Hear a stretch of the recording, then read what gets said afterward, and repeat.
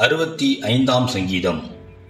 ராகத் தலைவனுக்கு ஒப்புவிக்கப்பட்ட தாவீதின் சங்கீதமாகிய பாட்டு.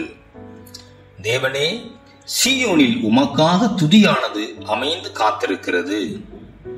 பொருத்தனை உமக்கு செலுத்தப்படும். ஜெபத்தை கேட்கிறவரே, மாம்சமான யாவரும் உம்மிடத்தில் வருவார்கள்.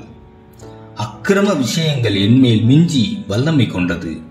தேவரீரோ எங்கள் மீறுதல்களை நிவர்த்தியாக்குகிறீர்.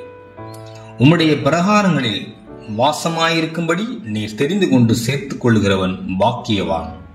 உம்முடைய பரிசுத்த ஆலயமாகிய உமது வீட்டின் நன்மையால் திருப்தியாவோம்.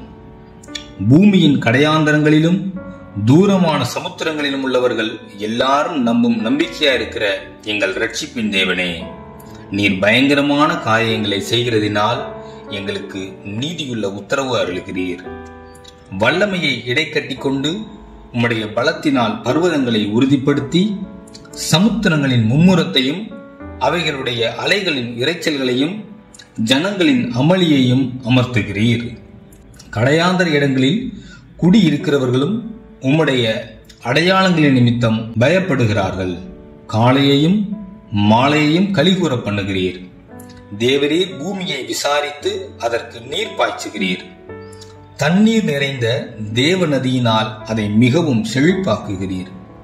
இப்படி நீர் அதை திருத்தி அவர்களுக்கு தானியத்தை விளைவிக்கிறீர். அதன் வரப்புகள் தனியத்தக்கதாய் அதன் படைசால்களுக்கு தண்ணீர் இறைத்து அதை மழைகளால் கரைய பண்ணி அதன் பயிரை ஆசீர்வதிக்கிறீர். வருஷத்தை உம்முடைய நன்மையால் முடிசூட்டுகிறீர். உமது பாதைகள் நெய்யாய் பொழிகிறது. வனாந்தர தாவரங்களிலும் பொழிகிறது. மேடுகள் சுற்றிலும் பூரிப்பாகிறது. மேய்ச்சலுள்ள வெளிகளில் ஆடுகள் நிறைந்திருக்கிறது. பள்ளத்தாக்குகள் தானியத்தால் மூடி இருக்கிறது. அவைகள் கெம்பீரித்து பாடுகிறது.